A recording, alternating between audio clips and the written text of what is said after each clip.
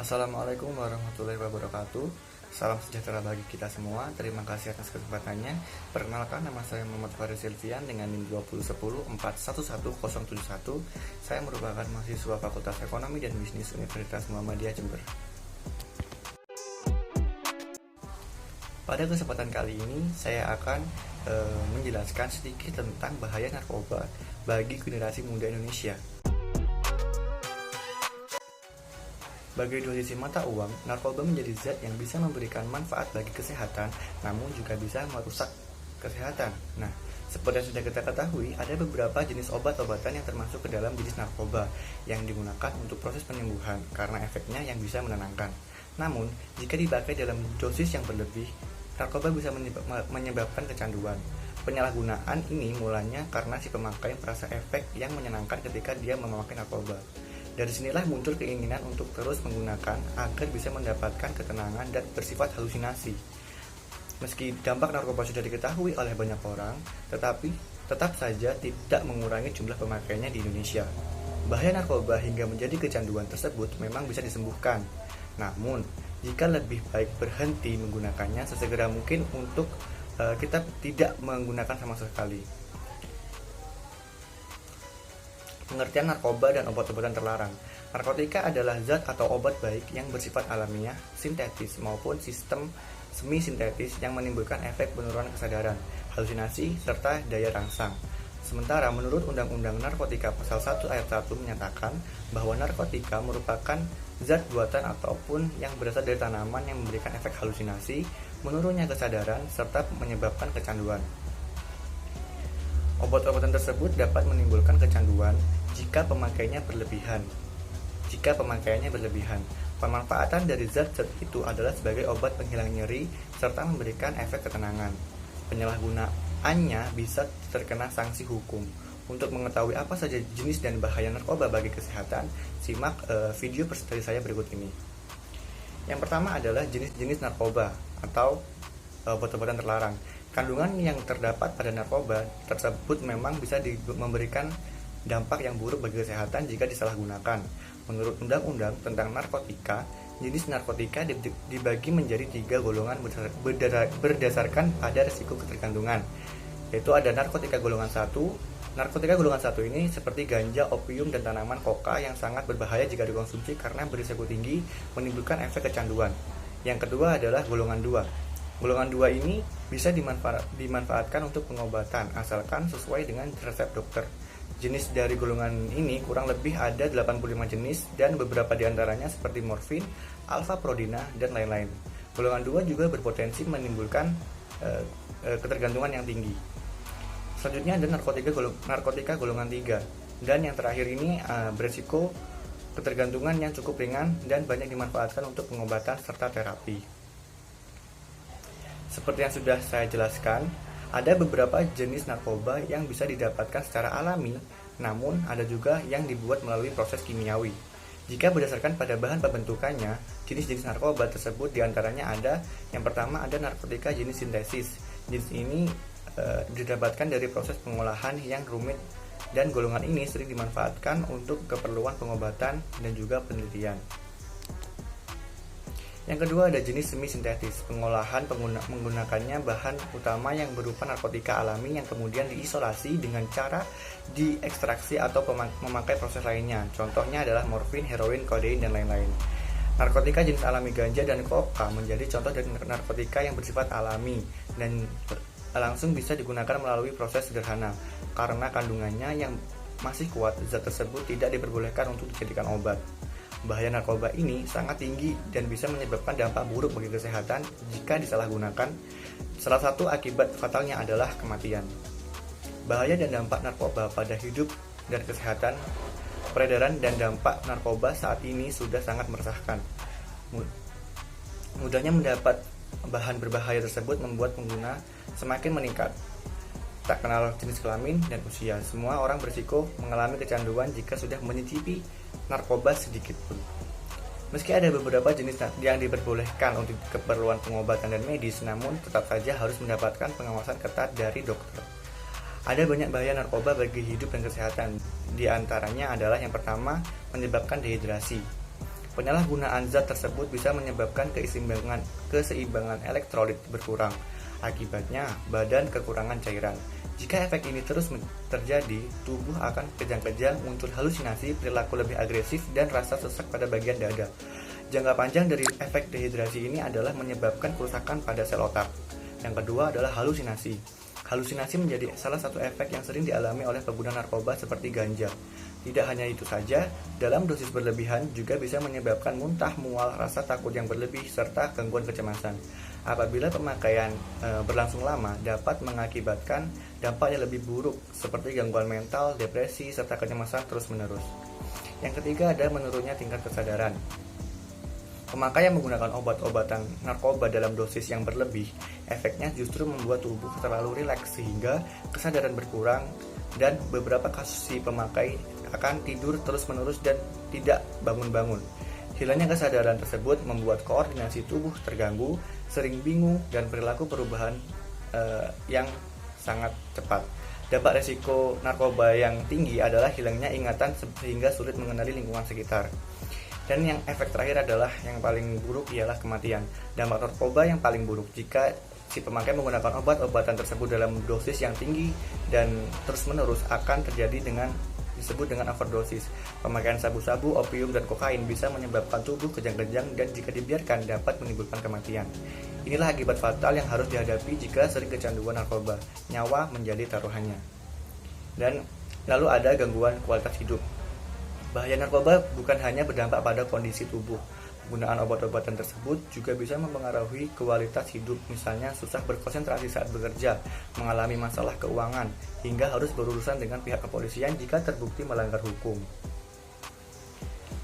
Pemakaian zat-zat narkotika hanya diperbolehkan untuk kepentingan medis, sesuai dengan pengawasan dokter dan juga keperluan penelitian. Selebihnya, obat-obatan tersebut tidak memberikan dampak positif bagi tubuh. Yang ada, kualitas hidup seseorang akan menjadi terganggu, relasi dengan keluarga kacau, hal yang paling buruk adalah menyebabkan kematian.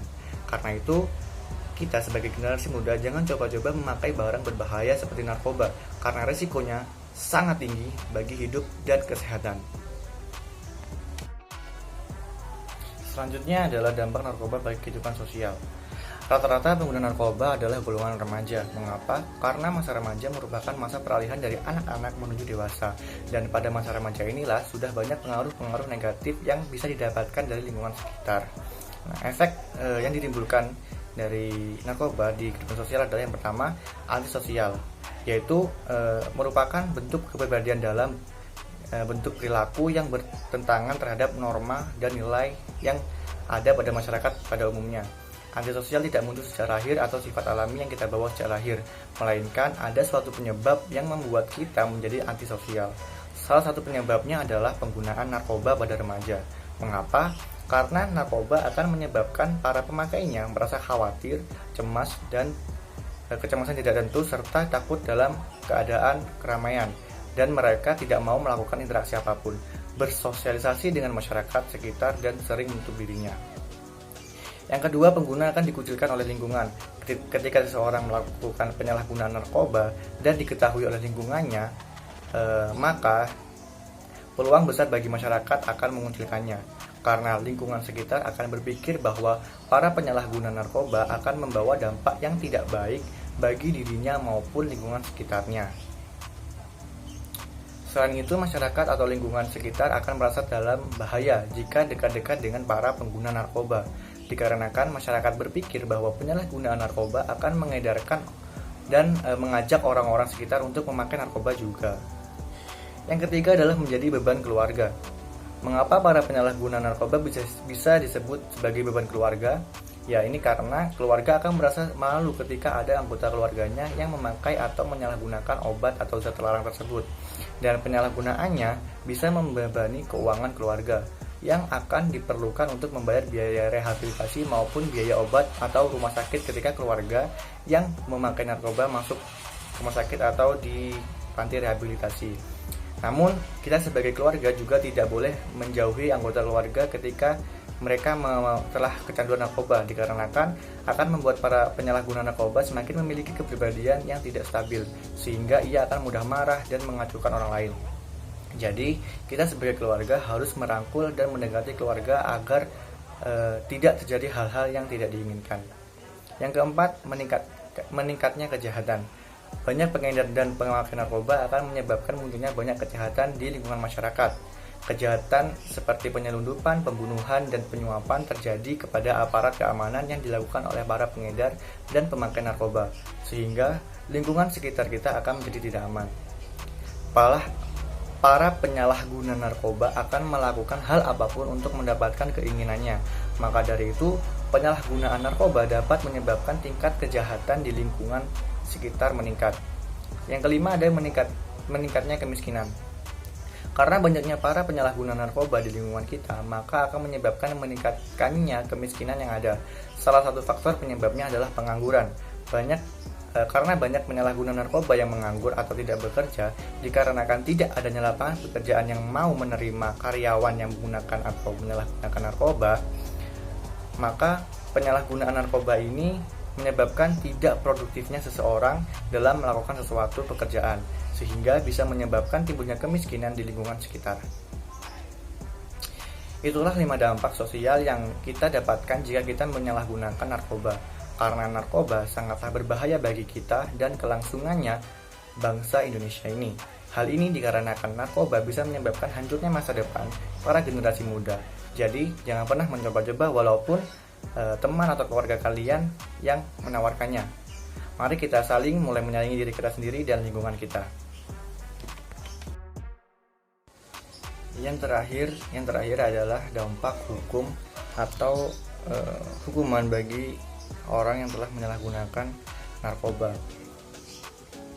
Dalam hal ini diatur bahwa sanksi yang diatur dalam kejahatan terhadap narkoba sudah banyak yang mengatur, baik di dalam KUHP pasal 204 dan pasal 205. Walaupun kedua pasal tersebut tidak menyebutkan secara tegas terhadap kejahatan narkoba, selain itu di dalam Undang-Undang Nomor 23 Tahun 1992 tentang Kesehatan pada pasal 80 ayat 4 butir B, di situ juga menjelaskan bahwa obat yang tidak memenuhi syarat farmakop dapat dikenakan sanksi pidana.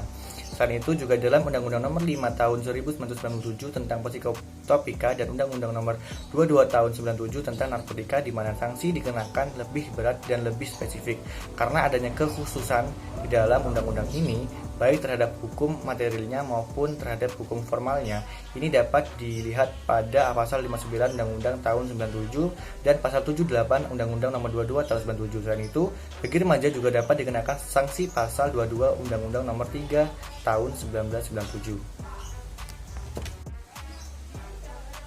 Dari banyaknya pasal yang mengatur tentang hukuman atau pidana tentang penyalahgunaan narkoba, jadi dapat dilihat bahwa pemerintah sangat tegas dalam memerangi para pengedar dan orang yang menggunakan narkoba. Terbukti dari semua undang-undang yang telah saya sebutkan di atas adalah berisi tentang hukuman atau pidana yang akan diberikan kepada si pengguna atau si pengedar, dan hukuman terberatnya adalah hukuman mati. Lalu, jika kita telah mengetahui dampak negatif dari penggunaan narkoba, hal selanjutnya yang harus kita lakukan adalah membentengi diri kita dari pergaulan-pergaulan bebas dan memfilter segala ajakan yang masuk. Karena yang dapat melindungi diri kita sendiri adalah diri kita sendiri dan lingkungan serta keluarga. Ada 3 cara efektif yang harus ditanamkan pada diri kita sendiri ketika kita dihadapkan dengan situasi atau dengan ajakan teman yang ingin kita ikut ke dalam pergaulannya, ingin kita ikut ke dalam pergaulan bebas yang telah ia ikuti. Nah, kita tanamkan 3 hal ini kepada diri kita. Yang pertama, selalu ingat kepada Tuhan Yang Maha Esa dan membekali diri dengan ilmu agama yang kuat. Yang kedua, selalu ingat kepada orang tua. Dan yang ketiga, ingat dengan tujuan hidup dan cita-cita kita. Ketika kita mengingat 3 hal ini, secara langsung kita akan menjaga diri kita agar tetap fokus terhadap tujuan dan cita-cita, sehingga tidak akan ada kesempatan untuk narkoba itu atau ajakan negatif dari lingkungan untuk mempengaruhi diri kita. Sekian video presentasi yang dapat saya sampaikan. Terima kasih atas perhatiannya. Wassalamualaikum warahmatullahi wabarakatuh.